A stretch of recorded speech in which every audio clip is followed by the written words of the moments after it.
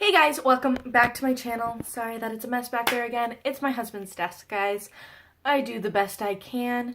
If you're wondering what lashes I'm wearing, it's the Kiss Ever Easy lashes in style number 11. These are my favorite lashes so far. And if you're wondering what's on my lip, it is the Almay Lip Butter in the shade 10 Berry Light. What's really nice about the Almay Lip Butters is they have pink, berry, and red, and nude, I want to say too, in light, medium, and dark shades, so you can find the perfect shades for your skin tone. Alright, now let's get into it. So this video is the If I Could Only Have One tag. Now, Kelly Gooch came up with this tag. She literally put it up today, the day that I'm filming this. It's February 19th. So she literally put it up today. I watched the video. I thought it was fantastic, and now I'm doing it for you guys.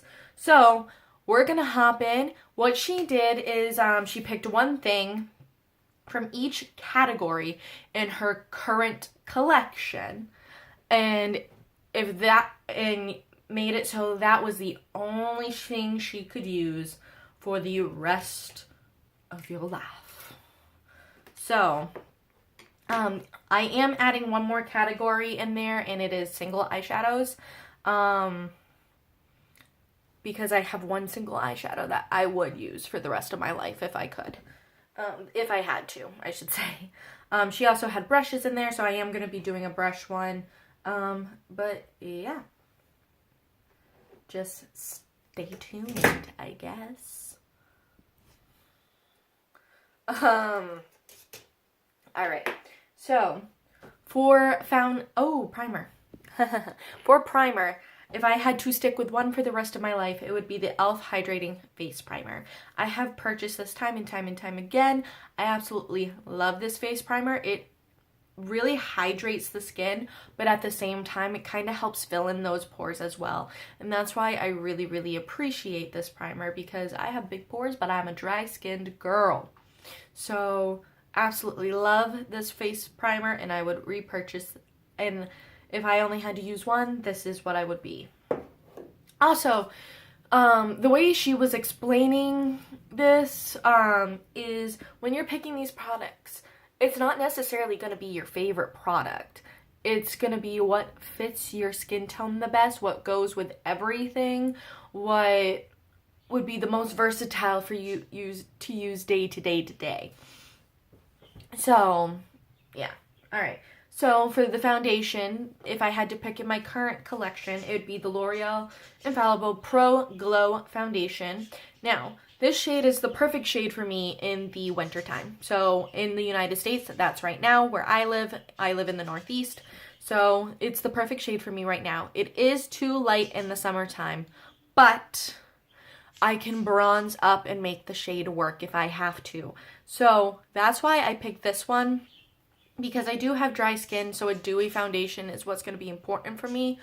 I might have picked, the other one that I was considering was the Maybelline Dewy and Smooth, because that shade works for me in the summertime, and I can make it work in the wintertime if I drag it down my neck, but I have sweaters that are low cut, so that wouldn't really work. Whereas with this, I can just bronze up my neck instead of having to drag the foundation all the way down. So that's why I picked this, because like I said, it'll work for me any time of year, even if the shade's a little too light.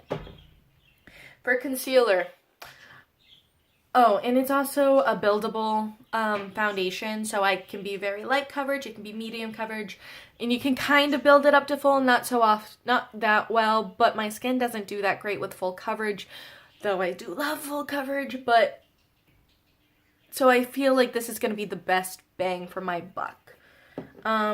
For concealer, I wanted to pick a medium coverage concealer, because I'm not including color correcting in this.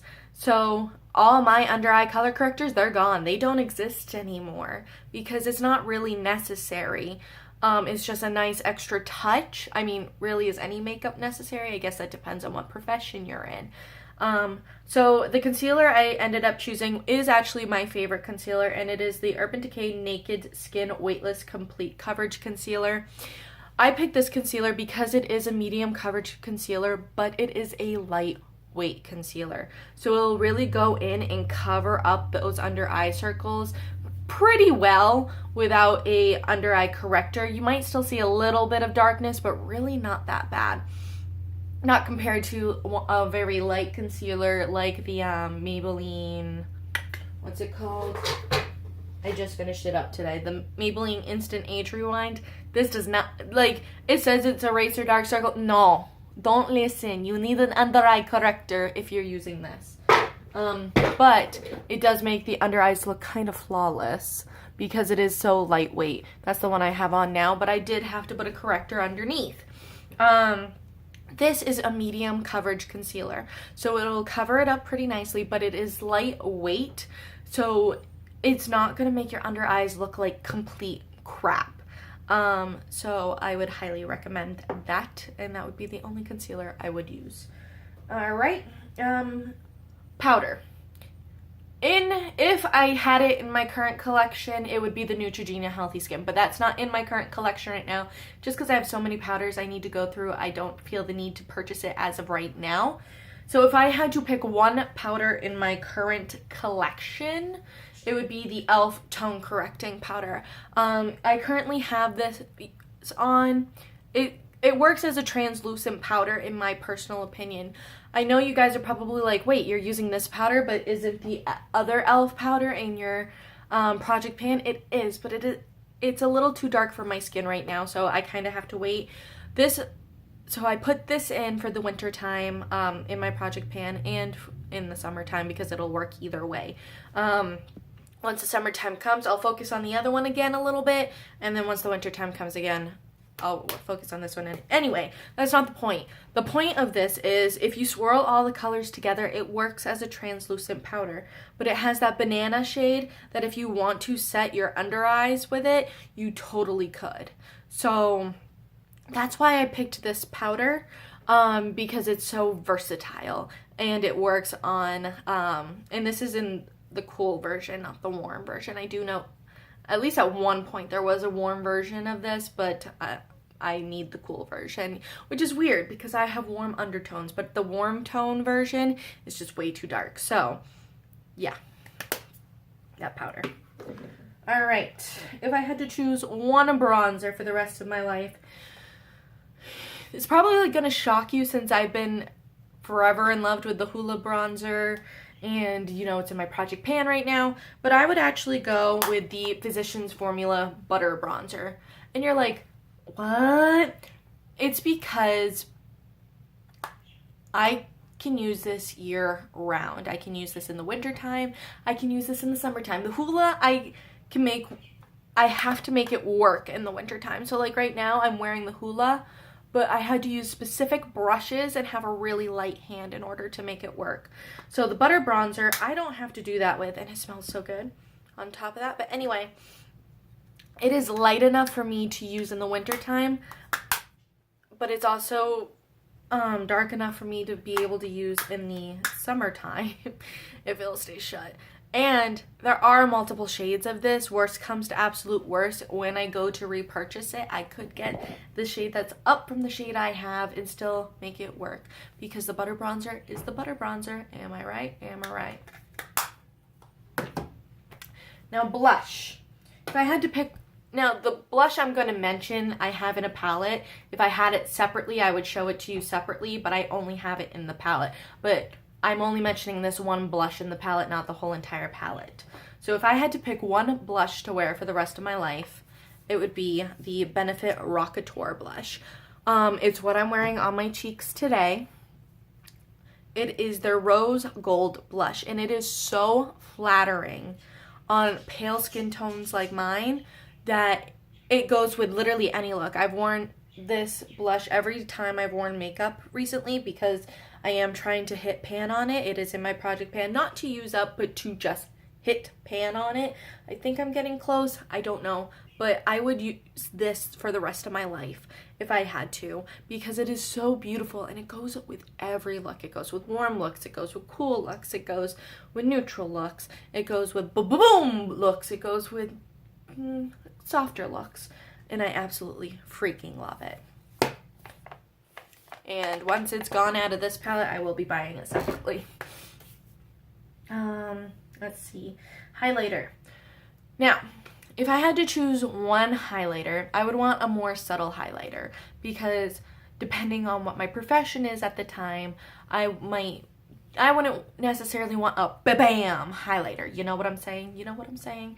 So the highlighter I chose is the Essence Pure Nude Highlighter, because it is a really subtle highlight. You've seen it on everybody's YouTube channel. It is a really nice subtle highlight, but it is beautiful and it does make the skin glisten. Kathleen Lights freaking uses this as a face powder. So if I could even use this as a face powder if I wanted to. 2-in-1, hello. But this is absolutely gorgeous.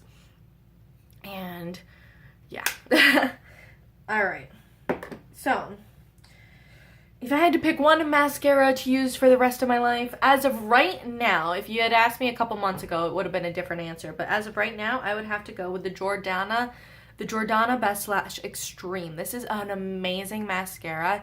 It makes my eyelashes look so voluminous and so full. I don't really have a problem with long eyelashes. I have a problem with full eyelashes. And this, it still lengthens my eyelashes and makes my eyelashes look good, but it just volumizes them so well. Like, I used to think the Maybelline Lash Sensational was the shit.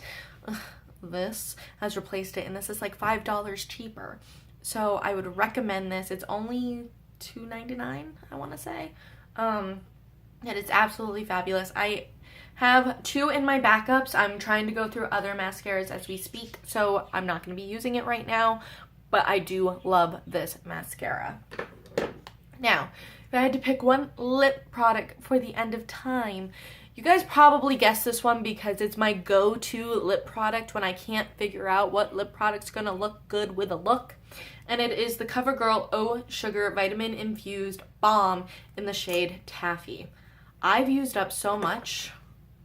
You probably like, oh no you didn't. Let me show you literally against the brand new one I bought the other day. So I bought this one in Punch Cocktail the other day. Oh, this is Taffy Tire? I don't know. Alright, let me show you. So like I said, the one in Punch is brand new, and Taffy's the one I use constantly. So yeah, I've used a lot. And for a makeup junkie, that is a significant difference. So, I mean, but I would pick these, that shade in this formula, because this formula is really, really hydrating. It feels really good on the lips. It's not uncomfortable. And it's also a really good neutral shade. It is absolutely beautiful. So it goes with any eye look I've ever done thus far. I'm sure I could find an eye look that it wouldn't work with if I really tried, but it's generally my go-to for an eye look if I can't figure out anything. So yeah, before I get into the eyeshadows, because I know that's what everyone's interested in, what I would pick, I'm gonna step into the brushes real quick. Now, one of the brushes I'm kind of cheating because Kelly Gooch did the exact same brush, but I agree with her on it. So she did one face brush, one eye brush, and the eye brush, I'm gonna have to agree with her. I would do the Wet n Wild large eyeshadow brush. The reason why her and I both pick it, it's a it's a fluffy enough brush to where you could really get into the crease and blend. It's actually similar to this e.l.f. brush if you look. So I'll show you with a clean brush, because like, as you saw, they are literally the same brush. So I'm gonna demonstrate with the clean brush and not the dirty brush. But it's fluffy enough to go into the crease and just blend out. But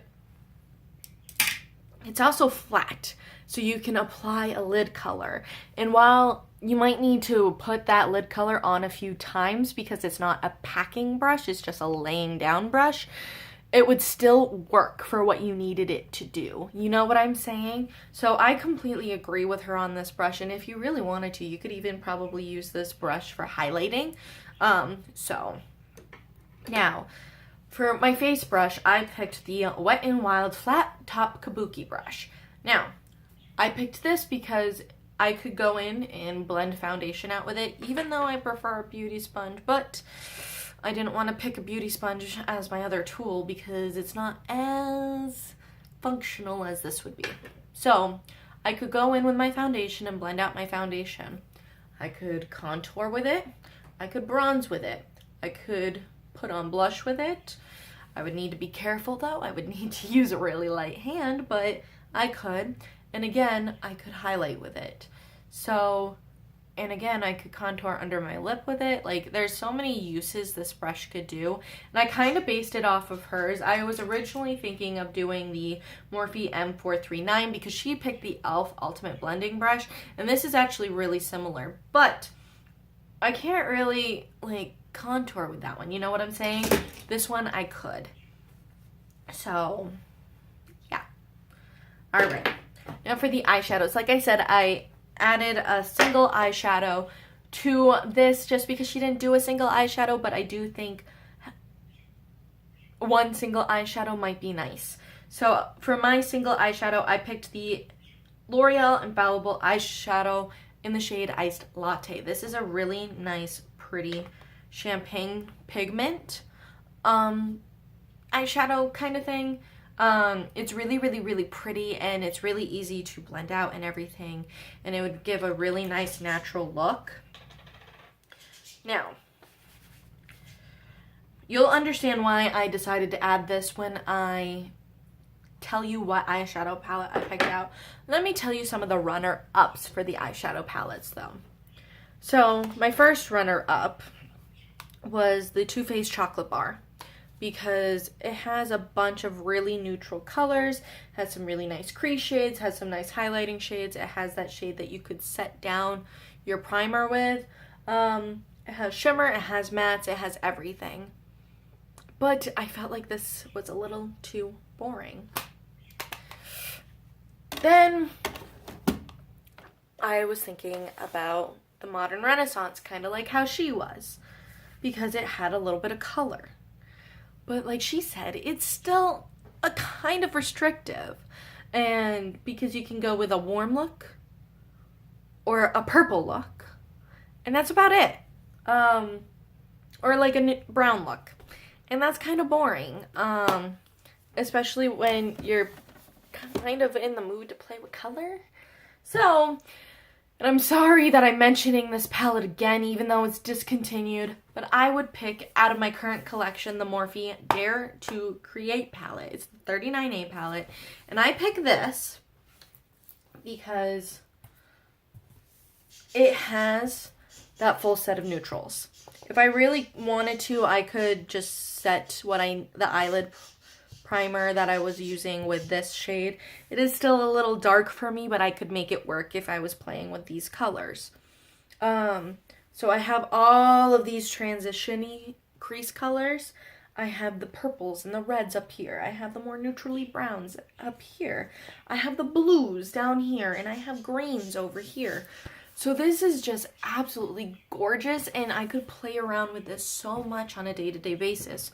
But as you notice, I couldn't really do like a nice neutral eye look, which is why I wanted to add in the single eyeshadow. Does that make sense? Alright guys, so that's it for this video. I hope you guys enjoyed it. Let me know down in the comments below what you would pick from each category if you could only pick one thing for the rest of your life. Alright guys, I love you. Bye.